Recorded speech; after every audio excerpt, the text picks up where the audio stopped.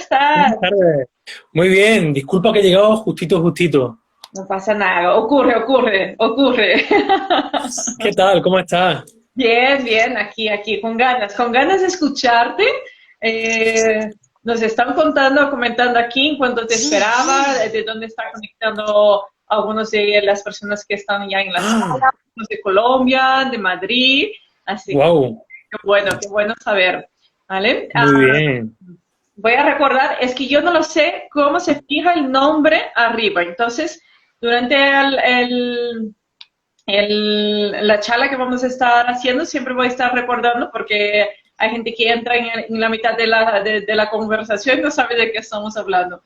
Eh, Vale. Vamos a hablar sobre todo, ese es el espacio de energía masculina, que es un espacio creado para hablar de esa parte de la sexualidad masculina que muchas veces no se habla. A día de hoy se habla tanto de la parte femenina, de cómo podemos abrirnos a la sexualidad, entregarnos, ¿no? Porque también hubo mucho tabú, pero también creo que hace falta que esa parte masculina también se integre y esté también aprendiendo sobre su sexualidad, sobre todo en un momento que estamos en una transformación muy grande de la sexualidad, gracias a profesionales como tú, Alberto, como muchos otros sexólogos, dentro de Ujú. mucho, dentro de todo el abanico de la sexualidad, ¿no? Que estamos ahí haciendo ese trabajo, esa labor de acercarnos y empezar a romper con los tabús, con toda esa vergüenza, con toda la culpa, y esa es nuestra labor, o sea, ¿verdad? Nada fácil, ¿verdad? La labor. Muy No, bonita, pero algo compleja, ¿verdad?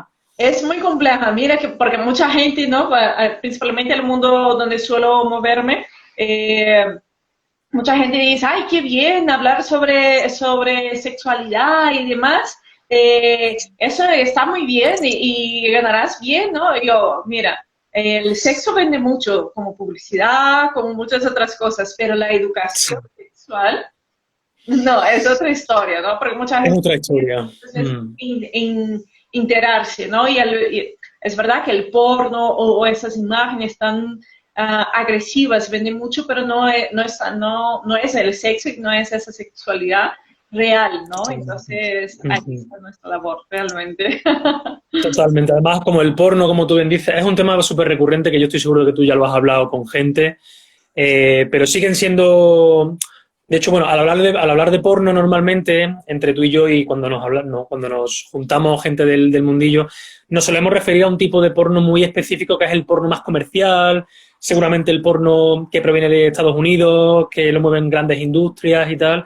Ya por suerte está empezando a haber otro tipo de referencia dentro de la pornografía, pero sí que es verdad que muy a nuestro pesar todavía son minoritarias, ¿no? Entonces, bueno, sí que luchamos un poco contra ese tipo de modelos. Lo que pasa es que son tan fuertes y son tan accesibles que como la educación sexual está todavía poco desarrollada, mucho me temo que tenemos que seguir luchando por mucho tiempo. Y encantados de luchar, o sea, que bien, pero nos queda camino. Sí, sí, la verdad que siempre encuentro gente muy también agradecida de aprender y de saber, ¿no? Tengo mucha gente cerca también que son padres y cuando hablo de la sexualidad o hablo de la masturbación y tal, y entonces se me quedan escuchando así, ah, vale, pues ya no diré nada a mi hijo o a mi hija, ¿sabes cómo se queda? Sí, sí, sí, se dan muchas situaciones así, es verdad. Entonces, además tú, bueno, yo no he presentado todavía, es que vamos así, como si fuera una Sí, charla, como si estuviéramos aquí mucho más natural. en el bar, Mm, así me gusta que salgan las cosas. ujú, Alberto, antes estaba hablando, Alberto es psicólogo, especializado ujú, en sexualidad, sobre todo en la parte emocional, también trabajas con, espera que esa parte me apuntaba porque se me olvida, ujú, trastorno, límites de personalidad. ujú. ¿Sí? Entre otras muchas cosas, entre otras He muchas visto cosas. algo por ahí. Bueno, hay un montón, porque es verdad que nunca paramos de estudiar realmente. Y, Sí, bueno, a mí me gusta mucho cómo hablas tú, además con ese acento ahí de Córdoba que tienes, que a mí me da la sensación que todas las personas que tienen ese acento, tú puedes estar pasando muy mal, pero escuchas ese acento y como todo va bien. bueno, me alegro mucho. He de decirte que tu acento a mí también me agrada mucho, Keila. Ah, pues muchas gracias, muchas gracias. Eso Sí, mucha gente lo dice, pero Yo como me escucho diferente, pues no lo percibo, no lo percibo. Claro, pero sin embargo tienes un buen castellano, es decir, se te entiende perfectamente y tienes ese acento que está muy bien. Le quiero dar las gracias a Noemí, que está diciendo de mí cosas muy bonitas, Sí, que es sí. una gran amiga y una gran curiosa de todos estos temas. O sea Creo que... profesional y mejor persona. Bueno, antes estaban preguntando si se va a quedar grabado en IGTV. Sí, es la intención. Otra cosa que luego la Nos tecnología. dejen las tecnologías, ¿no? Y bueno, una de las preguntitas que me han puesto y luego vamos viendo, ¿vale? Nos podéis dejar las preguntas y vamos a ir contestando. Muchas gracias a todos por estar aquí, por acompañarnos en esta entrevista, en este momento. Bueno, vamos allá, Alberto. Vamos a empezar con Fenomenal, así a pelo, vamos. bueno, al grano, como dicen amigos míos. Ujú.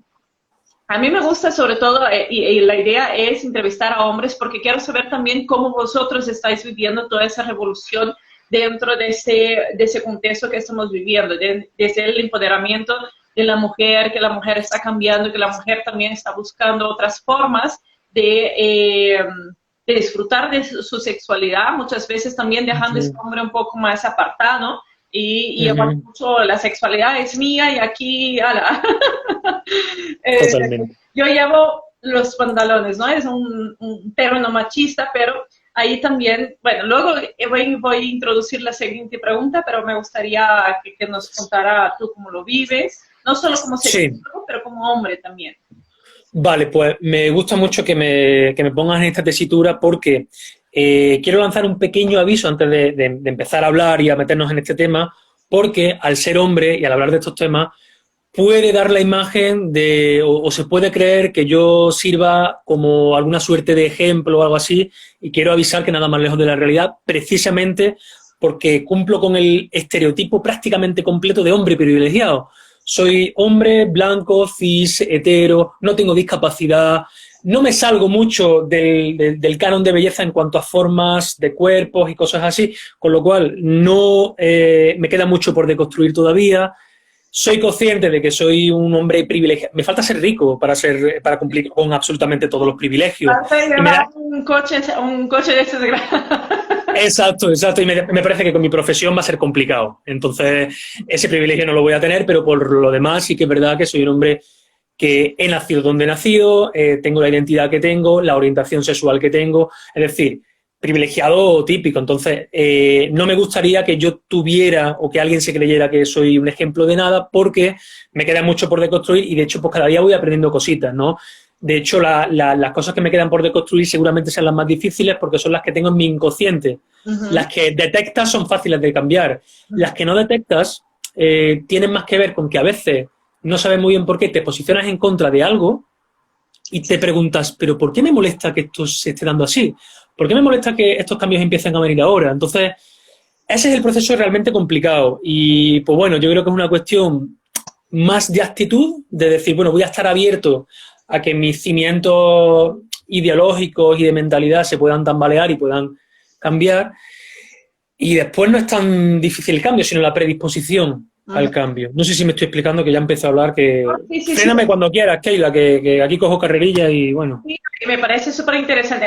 Además, esa parte que es importantísima cuando estamos trabajando con la sexualidad, porque muchas personas, si yo digo A, esa no, y si tú piensas B, pues puede ser B. No sé qué estaba hablando sobre las posiciones sexuales un día y tal. Y Sí. la chica me dijo, es que el 90% de las mujeres no le gusta esa posición. Y yo la miraba como en plan, Wow. eh, no sé cuántas. Tiene que conocer a muchas mujeres para decir eso, ¿no? Exacto, entonces fue como en plan, de la mayoría de las mujeres que atendí yo dentro de mis consultas, luego hablando con mujeres y tal, pues la gran mayoría me ha dicho que de sus posiciones favoritas, o sea, no sé en qué punto de visión estamos, pero es claro y se ve, ¿no? Que ella estaba hablando de ella y tal vez su entorno. Su círculo cercano, sí, sí, sí, seguramente.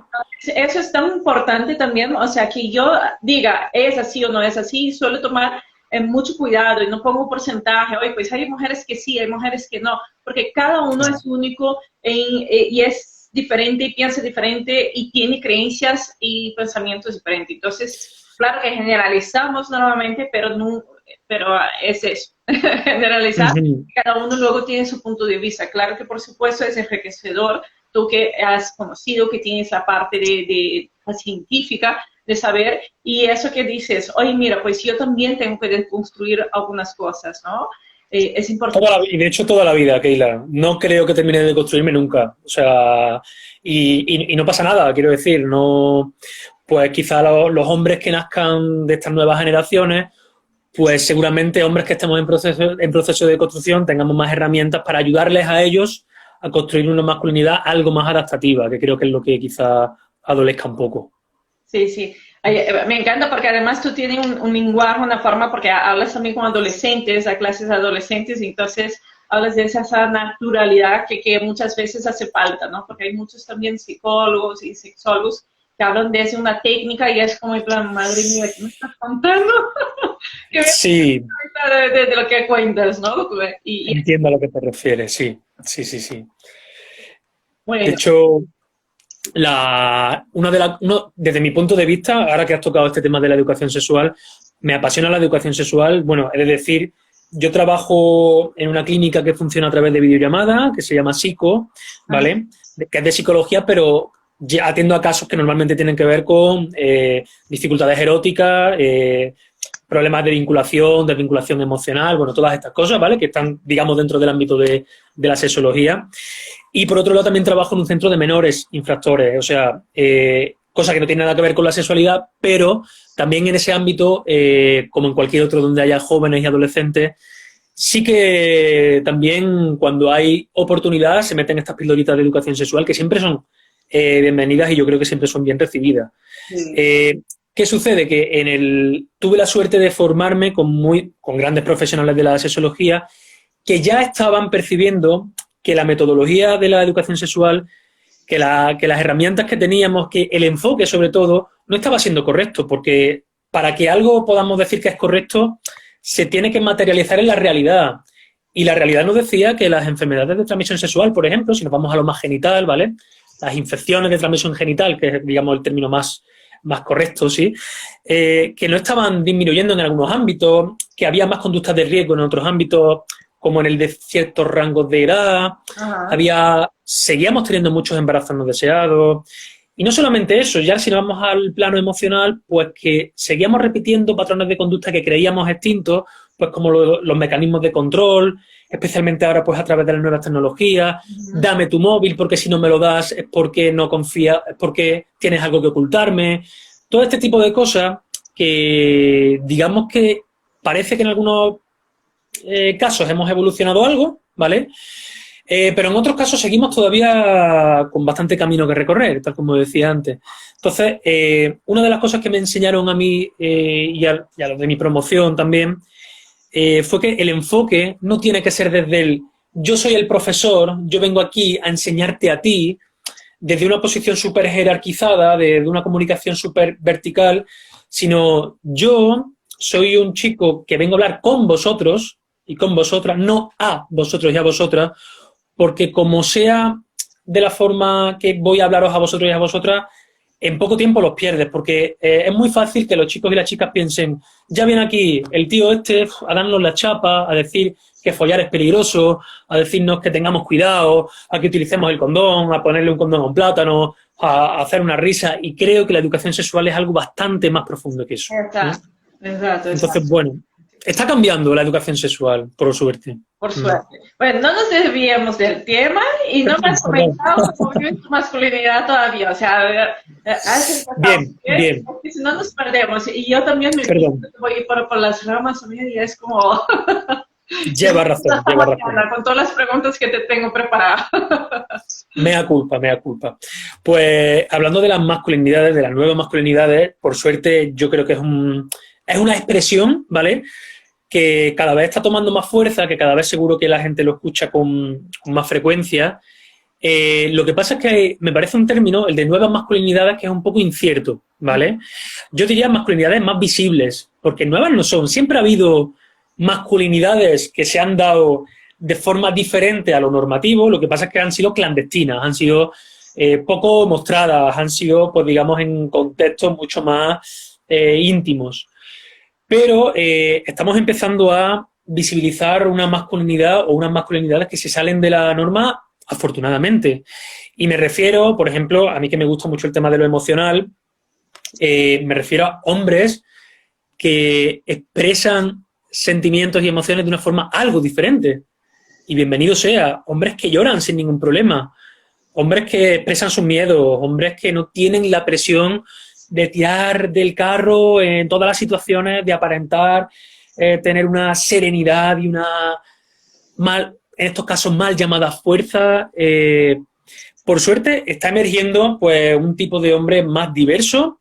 Uh-huh. Y lo que pasa es que también, Keila, aquí tengo mi postura también algo ambivalente, porque por un lado creo que hay esperanza porque se está empezando a visibilizar, uh-huh, pero por otro lado creo que hay contextos en los que todavía queda mucho por recorrer. Y te pongo un solo ejemplo, ¿vale?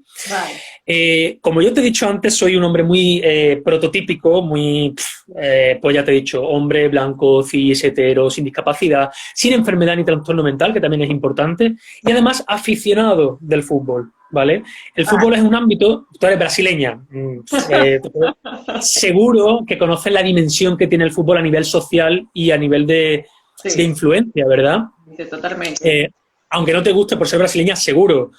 A mí, bueno, antes me gustaba más, ahora cada vez como me va dando un poquito igual, sí, porque creo que se ha politizado mucho dentro del fútbol, que antes había más esa diversión, pero bueno, se ha cambiado un poco, entonces todo lo que se politiza mucho, o sea, que se queda muy así como demasiado ya como, no, sí, las estrellitas que se hacen antes, no, la gente jugaba el fútbol por jugar y porque era esa pasión nacional. Sí, ¿no? Exacto. No, aquí no vamos a hablar de fútbol. Lo pongo como un mal ejemplo de ámbito que realmente es un nicho, me vas a permitir la expresión, un nicho de machirulos. Y me explico. Yo siempre he sido un tío que era más bien sensible, ¿vale? Uh-huh. Y siempre he jugado fútbol. Y allá donde he jugado, desde pequeñito me he encontrado unos ambientes muy contaminados de masculinidad, de esta arcaica, pues, expresiones como maricón el último, o esta denigración de la homosexualidad constante. Sí. Se da mucho en el mundo del fútbol. O, por ejemplo, que el fútbol femenino esté emergiendo ahora. Y en el mundo del deporte en sí, ¿no? Yo creo que en el mundo del deporte, porque también he visto una crítica tuya a un deportista que me gusta mucho, que es Mar Márquez. Y sí, él sigue, maricón el último. Y claro, es que sale por inercia y también por educación, por la sociedad que llevamos, esa construcción de esa masculinidad que es de esa forma. Pero también hay esa parte que se hereda, ¿no? Que se aprende dentro de su casa. Y no tanto de la parte masculina, muchas veces de la parte femenina también, ¿no? Sí, yo creo que, de hecho, el machismo... parece que hablamos de que solamente es una mentalidad que afecta a las mujeres, pero es falso. De hecho, los hombres salimos perjudicados muchísimas veces por tener una sociedad donde tenemos ciertos tipos de machismo bastante impregnados y tal, ¿no?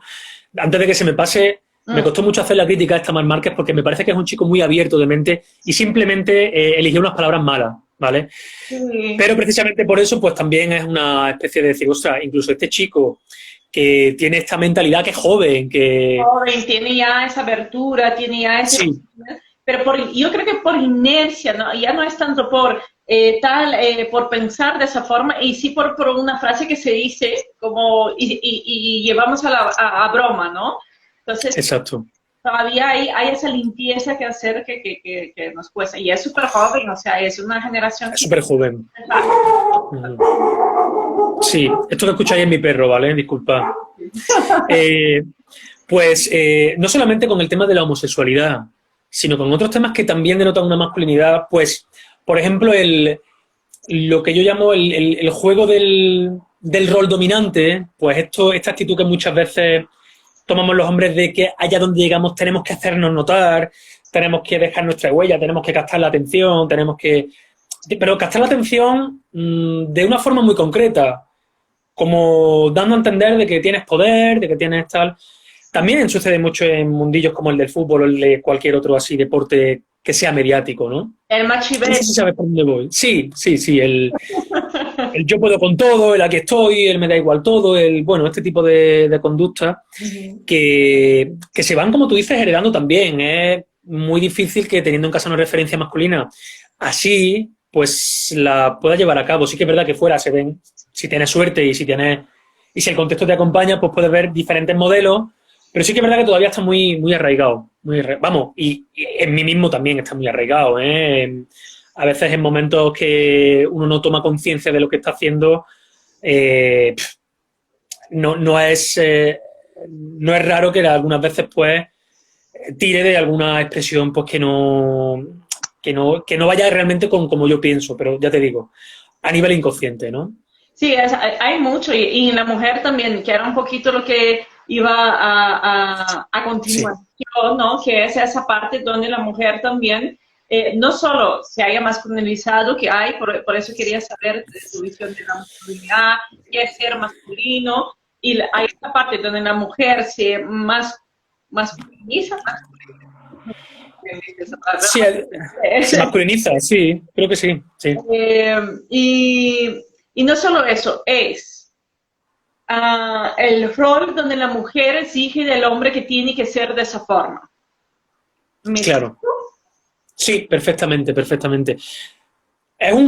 Ese rol es un rol complementario al rol del hombre cuando tiene una masculinidad de las arcaicas, de las típicas. Es como el complemento perfecto, ¿no? Tú fíjate, acabas de poner sobre la mesa algo tremendamente complejo, porque si nos ceñimos a la masculinidad tal como la entendemos típicamente, decir que una mujer se masculiniza, estamos diciendo que una mujer se vuelve masculina teniendo en cuenta el concepto de masculinidad antiguo, el arcaico. Pero si asumimos que masculinidad significan otras muchas cosas, el concepto de masculinizarse ya pierde un poco de sentido. De hecho, ya si nos ponemos metafísicos, si nos ponemos aquí filosóficos total, sí. Una pregunta que a mí me resulta realmente complicada de responder, incluso habiendo estudiado sexología, es ¿qué es ser hombre y qué es ser mujer? Yo, a día de hoy, no tengo respuesta clara para eso. No, y además ahora que salen también tantos conceptos dentro de la sexualidad, ¿no? Que ya, o sea, es polivalente total, ¿no? Ya dejó de ser un género hombre y mujer, que normalmente estamos utilizando, y que ahora hay varias formas de entenderse dentro de un género, o sea, y ya vamos, bueno, las nuevas generaciones, como estamos diciendo, vamos quitando. A mí todavía me cuesta, o sea, yo sigo utilizando hombre y mujer porque para mí o sea, es muy difícil, aunque lo sepa que hay y tal, y me es complejo muchas veces. A mí me pasa igual, Keila, me pasa igual. Es una de estas cosas que también tenemos que estar atentos para ir viendo pues cómo se van encajando estos nuevos conceptos que van surgiendo, ¿no? También es verdad que a nivel científico, como esto lleva poco tiempo en boca de la gente, todavía hacen falta más investigaciones que nos aclaren, que nos digan exactamente, que nos confirmen los fenómenos que ya se empiezan a decir, ¿no? Entonces, bueno, como a lo mejor este es el mantra de esta charla, pero queda mucho camino por recorrer, que ya lo he dicho varias veces y sí. Pasando por aquí, porque Noemí es fantástica, le encantan estas cosillas y estos temas. Entre los dos que hablamos, mucho. hablar. Entonces, aquí vamos a ver, Noemí, tu fiel aquí seguidora, nos comenta aquí, porque todos nos socializamos en una sociedad heteropatriarcal y es muy complicado de construir. Hace falta mayor educación, reflexión y trabajo personal. Qué bonita pregunta. Cada uno que sea como quiera, tantas maneras de ser como personas, totalmente. Menos mal que esto va teniendo mayor visibilidad y trabajo de sensibilización. Gracias, Noemí. Va teniendo mayor visibilidad y sensibilización, es verdad. Lo que pasa es que también tenemos que tener en cuenta que cuando existe, esto quizá un sociólogo o una socióloga me podrá corregir seguramente, pero cuando hay una revolución o cuando hay una postura acerca de algo en el plano social, siempre hay una réplica o o una reacción. Ujú. Entonces, no es de extrañar que haya ahora mismo posicionamientos en el otro sentido más radicales que quizás hace pocos años. La gente se puede sorprender y yo creo que es fruto de, pues, de la reivindicación, pues, por ejemplo, de movimientos como el del 8M, que Ujú. los feminismos están tomando más fuerza, pues hay una respuesta. Yo creo que es natural. Lo que pasa es que eso no nos tiene que hacer no nos tiene que hacer detenernos en todas estas reivindicaciones que creo que son necesarias, vamos. Claro. Una cosa que me gustaría, porque volviendo a esa parte de la mujer, ¿no? Desde donde también la mujer está exigiendo al hombre, me pasó porque me llamó y era un hombre, ¿vale? No era un chaval, era un hombre de 40 y tantos años, no había tenido muchas relaciones, estaba saliendo como una nueva persona, y que esa persona, él lo que me decía es, necesito más cariño, necesito más ese momento de entrega dentro, antes del coito, antes de la penetración, y la chica con quien estoy es muy a saco y tengo que eyacular y tengo que eso, y ella me dice, me acuerdo, ella dice que no soy normal, y yo aquí como en plan, wow, Uf, y cómo ya, eso condiciona a una persona, a ya. personas, ¿eh? O sea, que también me digan a mí que no soy normal porque quiero otras cosas, pues no me va a gustar, Ujú. no, hombre, ser mujer. Sí, sí. Además, yo creo que estos casos suceden más de lo que creemos, pero precisamente la masculinidad que venimos teniendo nos impide expresarlo o nosotros mismos nos ponemos alguna barrera para no compartirlo con nuestro círculo cercano, ese tipo de situaciones. Eh, fíjate, son situaciones que yo mismo he tenido también en consulta y que yo diría que mientras tengamos una masculinidad, o sea, es como mientras tengamos una masculinidad más arcaica o más antigua, Ajá. somos más frágiles, más vulnerables en la intimidad. Nuestra masculinidad, fíjate, paradójicamente consiste en aparentar ser fuertes, poderosos y tal, pero después, en las situaciones íntimas, es súper fácil dañarnos, es súper fácil hacernos daño. Hombre, De es hecho, una desnudez completa, no es una desnudez de ropa, es una exacto, desnudez de tu íntimo, de la parte más íntima tuya que estás exacto. compartiendo con otra persona.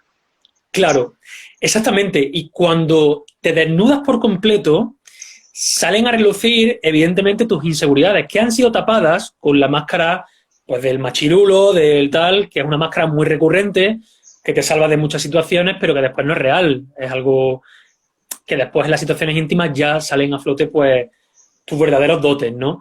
Entonces, yo imagino, yo como hombre y como profesional que he tratado a muchos hombres en situaciones parecidas, se pasa realmente mal, porque ya de por sí nosotros tenemos una presión hacia nosotros mismos de tener que cumplir, de tener que durar, formas, tamaños, tiempos, bla, bla, bla, bla, que si encima la persona con la que estamos nos mete más presión, ni te quiero contar. Perdona, perdona. Sí, no, Dime, dime. lo que iba a añadir era justo eso, no, no es solo la presión, pero es como tú tienes que saber. El hombre Sí, tiene que saber, y muchas mujeres esperan que el hombre tiene que saber, o tiene que darle al orgasmo.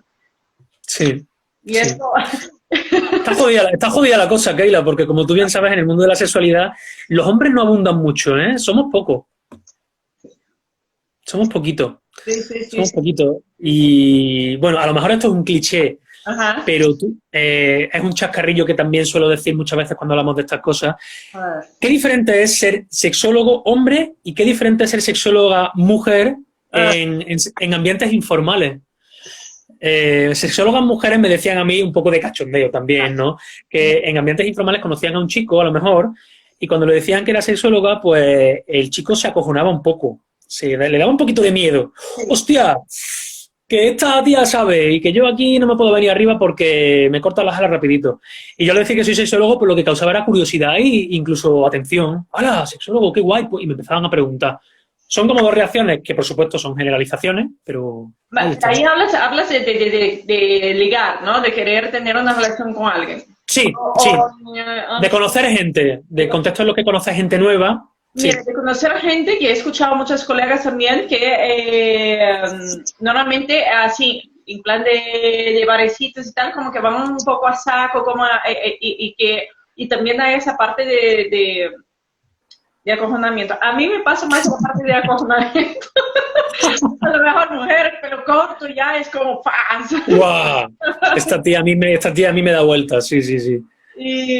Pero en el ámbito normal, normalmente, primero, la gente respeta mucho, no me viene con tonterías o me viene con groserías o bromas, que he escuchado de algunas chicas que era como en plan, ya venían como muy feo, ¿no? De una forma de acercarse de una forma muy bruta, muy vulgar.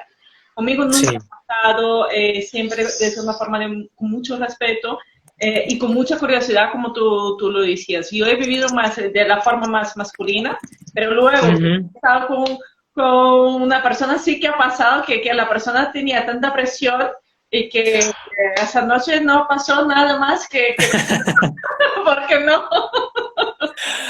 No era, no era la noche, bueno, bueno. A mí también me pasa, ¿eh? Y ahí espera, pasa a todo el mundo. Así que, bueno. Sí, sí, sí. De hecho, es interesante eso que has dicho porque hablando de los nuevos roles que tenemos que adoptar los hombres, pues seguramente en todas las esferas de la vida, la esfera ya, estamos hablando de la esfera erótica, un poco de la esfera de la intimidad, pero la esfera de la seducción, yo me estoy encontrando con un fenómeno curioso en los chicos más jovencitos, ¿vale? Los que son ahora adolescentes, y es, se ha puesto sobre la mesa algo que era necesario, que era el tema del consentimiento, evidentemente, ¿no?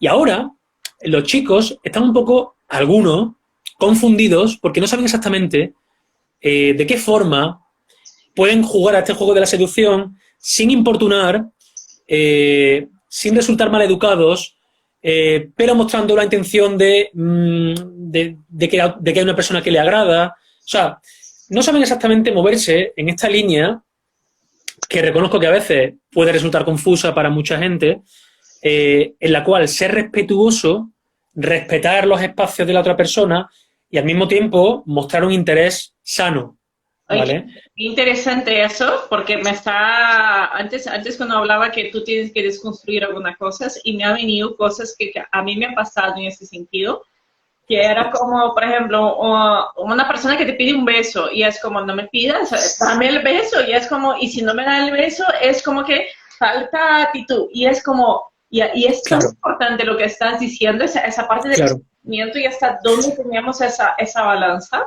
Sí, sí, porque, a ver, claro, este tema es muy sensible, Keila, entonces a mí no me gustaría parecer ni frívolo ni que se me malinterpretara. Es decir, el consentimiento tiene que ser la base de toda relación.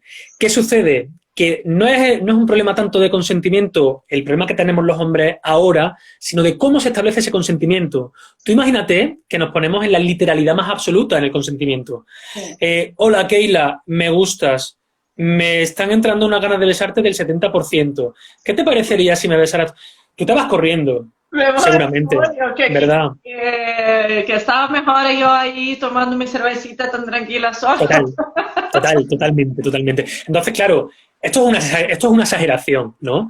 Pero sí que es verdad que si nos salimos de la literalidad, hay personas que son socialmente muy hábiles, entonces saben seducir pues de una forma sutil, que no les hace falta expresar explícitamente que quieren tener una relación sexual con la persona, pero la otra persona se entera de sus intenciones y no hay una falta de respeto ni una actitud brusca. Pero hay otras personas que, por desgracia, socialmente no tienen esas habilidades. Entonces, esas personas en este momento sí que están teniendo algunas dificultades porque no saben exactamente cómo actuar en una situación u en otra, ¿no? En estas situaciones, pues yo recomiendo, como en casi todo, que se practique, que se ensaye, que pidan ayuda acerca de cómo en situaciones determinadas puedan actuar y que no sean, digamos, que no importunen, que no sean bruscos. Sí, que hablo de brusco, ¿no? Que es como, hay técnicas de seducción, ¿no? Hay técnicas. Que es como, bueno, empiezas a poner tu mano encima de la mano y ves si hay un tal, un cual, y ahí vas creando ese acercamiento y ya más o menos podrá ver. Que también ocurre mucho que en un momento dado hoy todo estaba yendo bien y de repente dices sí, tal, pero no. Y eso, claro. Y también aprender a saber aceptar el no, ¿no? Y eso también es importante. Pero es otro tema. Es otro tema, es otro tema. Pero muy interesante también. Fíjate, lo primero de todo, antes de enseñar técnicas o pararnos a hablar de consentimiento incluso, para mí lo principal, lo básico es, a todo el mundo le gusta jugar el juego de la seducción. No nos engañemos, a todo el mundo le gusta atraer, a todo el mundo le gusta llamar la atención de alguien, pero precisamente Noemí me acaba de hacer el spoiler. Sí. Aceptar que estamos jugando a un juego en el que tenemos que saber perder se traduce en que nos digan que no. Pues tenemos que asumir los noes de una forma natural. Si no sabemos distinguir este juego y no sabemos dejar nuestros egos fuera de él, lo vamos a pasar mal y sobre todo vamos a hacer a la gente que lo pase mal. Entonces ahí sería interesante que aprendamos a gestionar los noes, que no pasa nada, que a todo el mundo nos dicen que no y no tenemos que hacer de ello un drama, ¿no? De hacer un drama. Bueno, es que también, aparte de eso, hay muchas cosas detrás, ¿no? El miedo al no, también hay muchas cosas detrás, pero es que son muchos temas que podemos hablar que no... Perdona, es que me gusta mucho hablar de esto y me voy por la rama. Sí, Noemí nos comenta, el consentimiento debe ser explícito en todo momento, la comunicación es básica. De ello, tan importante el desarrollo de habilidades sociales como empatía y asertividad. Aceptar el no es un tema súper importante. Uy, que me va. Uy, ahora no consigo ver. ¿De qué? Y que se puede realizar en cualquier momento sin penas ni chantaje. Ah, eso es importantísimo.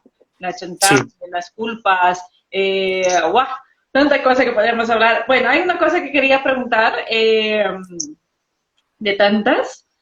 Sí. Es las emociones, los pensamientos, la conducta.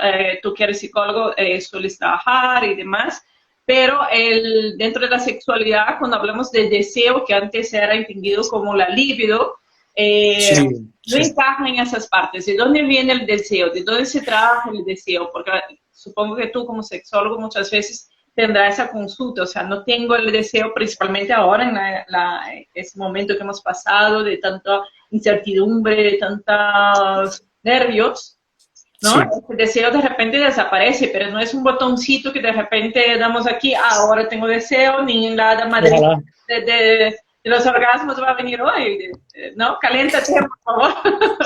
Sí. Ojalá fuera así, aunque la vida sería un poco más aburrida, pero todo sería más funcional. Sí, totalmente. Además, me encanta que hayas hablado de los 3 planos de referencia para los psicólogos, que son las emociones, los pensamientos y la conducta. Una de las primeras cosas que yo aprendí acerca del deseo es de que no tenemos ni pajolera idea del deseo. Como tú bien dices, de las primeras nociones del deseo... de los primeros conceptos relativos al deseo fueron el de líbido. Líbido es un deseo, líbido es un concepto que introdujo el psicoanálisis freudiano, ¿no? Y ya sabemos que Freud seguramente fueron adelantados en su época, pero a día de hoy su doctrina pues es un poco ahí misógina, un poco así y tal, ¿no?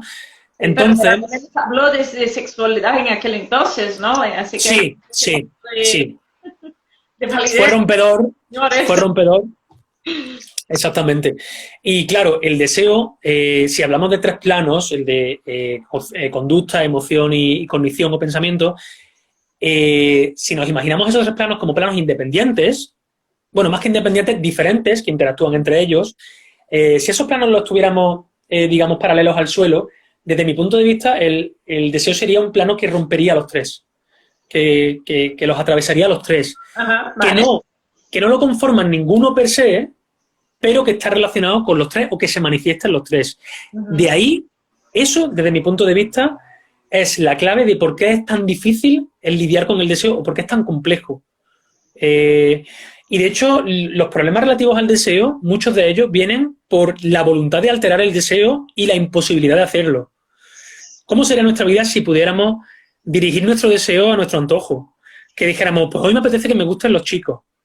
Y venga, pues que me gusten los chicos.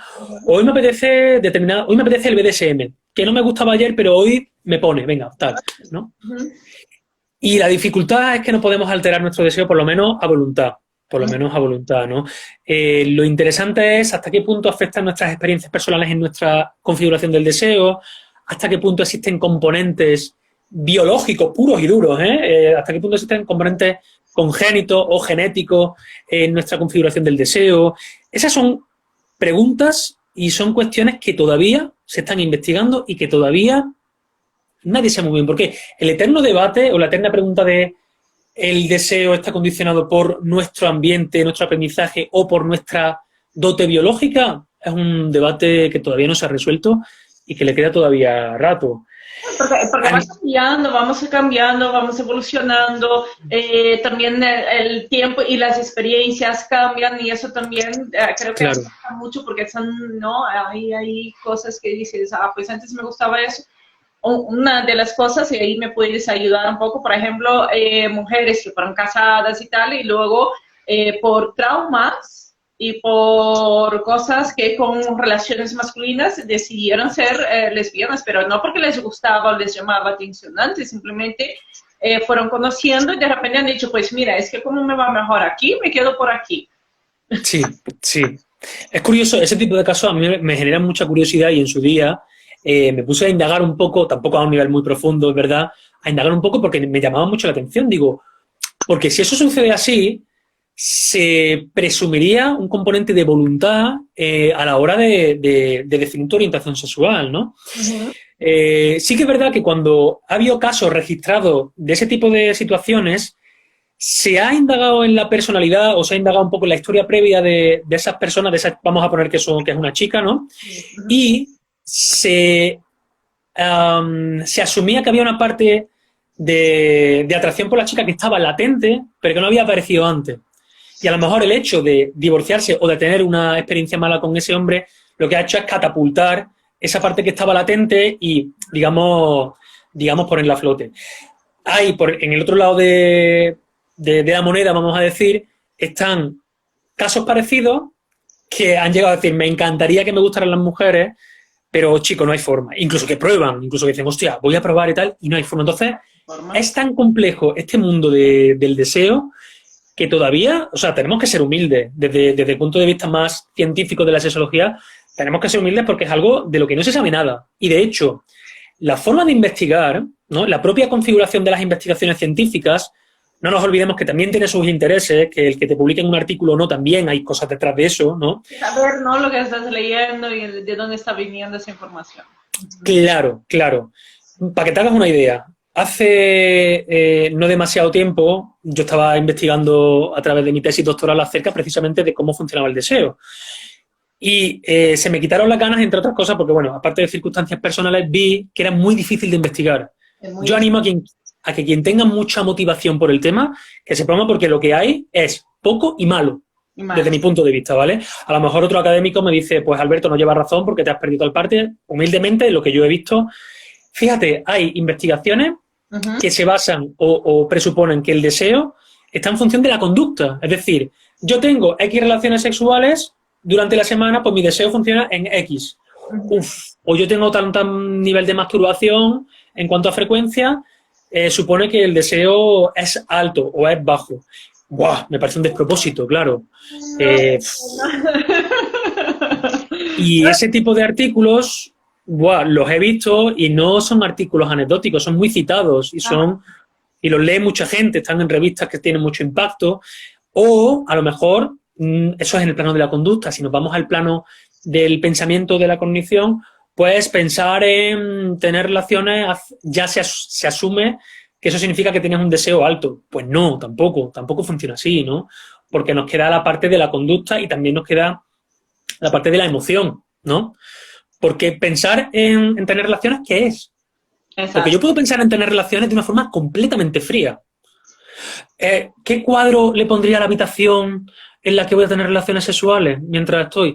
¿Cuánto tiempo podría durar? Esas son preguntas que a mí, si me las hago, no me excitan nada, no me provocan nada, no me emocionan nada. Estás pensando en sexo también y eso no quiere decir que vaya a aumentar, o sea, va a cambiar ese deseo. Pero antes estabas hablando y se me fue la pregunta. Bueno, tú sigue lo que estabas diciendo. Lo siento, sé que soy un poco caótico al hablar, pero bueno. No, pero yo también, porque quería enganchar una cosa ahí y se me fue. No pasa nada. Vale. Nada, en resumen, que a quien le apetezca estudiar el deseo es un concepto muy complejo, De hecho, es un concepto que está presente dentro de las dificultades y de los problemas de las personas y de las parejas, ¿vale?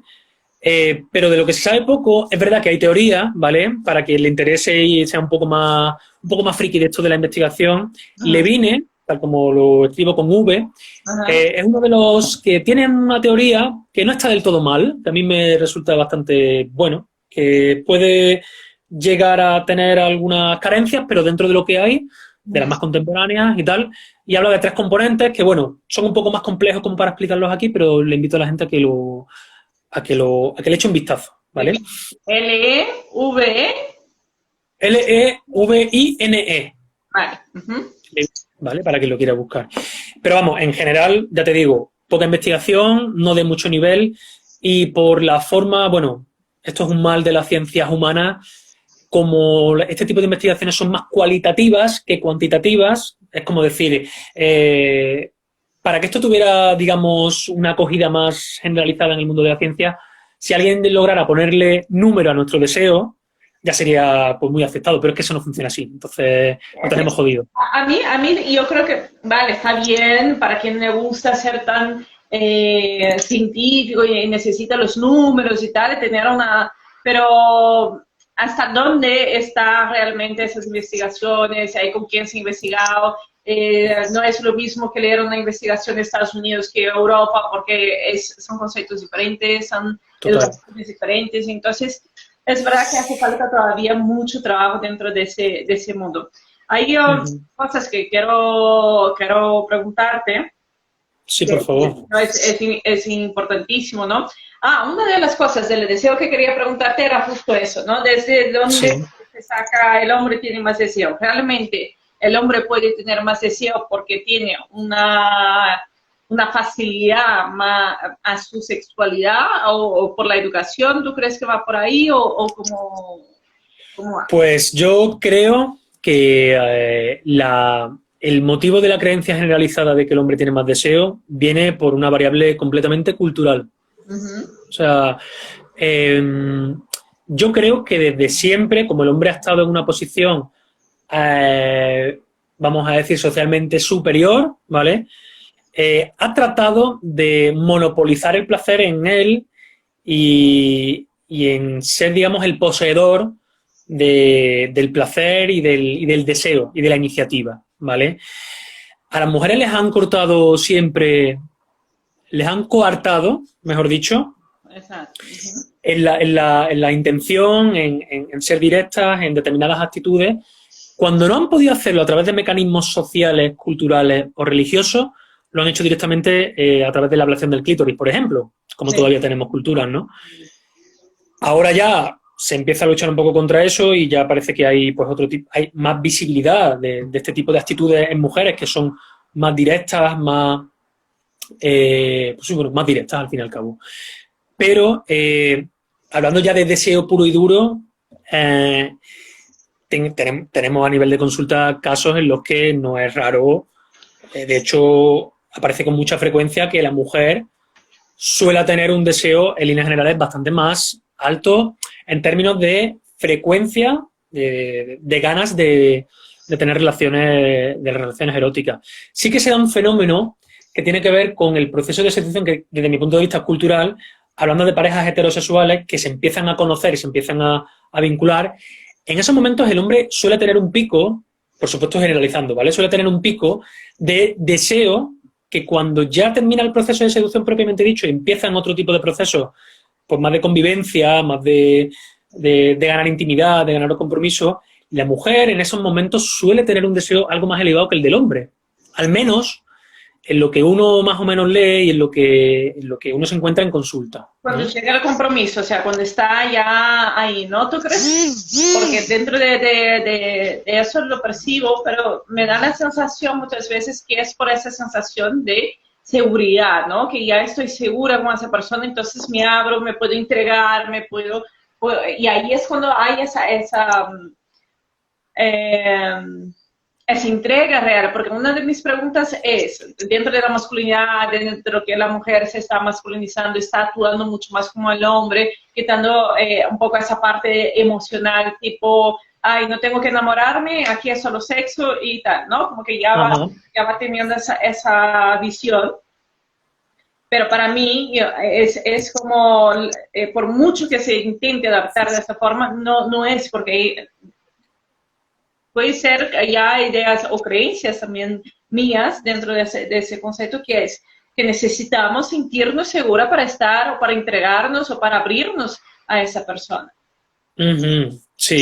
Creo que el hombre, dentro de su cambio, ¿no? Dentro de esa nueva estructura, también el hombre, para realmente tener ese placer, disfrutar del sexo como tal, que no es solo una descarga, no es solo eyacular, también necesita entregarse y abrirse, ¿no? Por supuesto, por supuesto. Por supuesto. Y mira, por ejemplo, las formas que tenemos los hombres, por ejemplo, de utilizar estas redes tan famosas como Tinder o como aplicaciones así de conocer a gente, siempre se tiene la creencia popular de que los hombres, en este caso, las utilizamos para intentar tener relaciones esporádicas y muchas y frecuentes y abundantes. Y sin embargo, no siempre es así. Hay muchos hombres que tienen esta aplicación con la intención de conocer a alguien con quien vincularse, a quien conocer muy despacio. No es raro el caso del hombre que quiera tener una relación íntima cuando ya haya algo de compromiso, bueno, cuando ya haya algo de confianza, no de compromiso, cuando haya algo de confianza, cuando se sienta un poco emocionalmente seguro, ¿vale? Sí. Y por supuesto, no quiero dejar pasar la oportunidad para decir que a los hombres que no nos apetece las 24 horas, que no tenemos ganas las 24 horas. Y es más, incluso teniendo ganas, que no siempre nos apetece la penetración, que no tiene por qué, no tiene por qué. Eso es importantísimo, que comentes eso es muy importante, sí. Sí, pasa que estamos en la sobregenitalización esta que hablamos muchas veces y parece que, bueno, educación sexual, al fin y al cabo, es lo que hace un poco de falta para desterrar un poco estas cosas. Sí, es que ahora dices eso, ¿no? Que realmente no es así. Y el otro día, pues justo me comentaban, también la historia de la mujer que siempre piensa que la quieren follar, ¿no? Porque no, es que, vale, ahora me he acordado cuál era la historia, porque estaba pensando cuál fue el contexto que vino. Entonces me contaba que eso, conocidas suyas querían pues eso, tener relaciones con hombres, pero como en su idea eran que todos querían solo follar, pues no tenían relaciones, o sea, relaciones de hablar, de salir a tomar agua, de ser amigos, de conocer, y era como, no, le conozco y es un no para follar, y no siguen, o sea, teniendo que a lo mejor ese hombre no quiere follar, quiere conocerte, y yo creo que también es esa creencia que la mujer ahora tiene, o es solo, el hombre o solo quiere sexo, ¿no? Claro. Sí. Yo creo que, tal como estamos ahora mismo a nivel social, es esperable que se tengan ese tipo de expectativas, yo creo. Porque pues los chascarrillos hablan de que el hombre sale a cazar, a este tipo de cosas así un poco desagradables. Y claro, eso no es ajeno a las mujeres. Entonces yo entiendo que muchas veces ya de entrada tengan esa predisposición negativa a entablar algún tipo de vínculo de conversación y tal con algún hombre, ¿no? Por suerte, como en todo, hay diversidad y hay hombres que, aunque parezca mentira, tienen una conversación fantástica, son respetuosos, son educados, y además, joder, aprovecho para también apelar a otro tipo de seducción que no sea la directa, que no sea pues con la inteligencia, para mí la inteligencia es una de las variables, hostia, que a mí más me seducen, ¿qué quieres que te diga? Hablando rápido y mal, me puede entrar por el ojo a alguien, que es verdad que es el primer filtro, que es inevitable, nos hace gracia a alguien, nos llama la atención a alguien, pero ahora bien, si ese alguien no cumple con unos mínimos de conversación y te digo, de cultura general, de interés, de curiosidad, pero no por este ámbito, sino por la vida en general. Hostia, pues ese tipo de conversaciones a mí me atraen un montón y me consta que hay muchísima gente. Y a muchas mujeres, pues este tipo de hombres, hablando así con amigas y tal, pues lo consideran que están extinguidos. Porque no, ese hombre Noemí te adelanta siempre, Sí, ¿eh? Te lee sí, el pensamiento, dice, hay peligro de extinción. total, total, total. No mismo es más inteligente que yo, no, a mí siempre se adelanta, entonces es normal.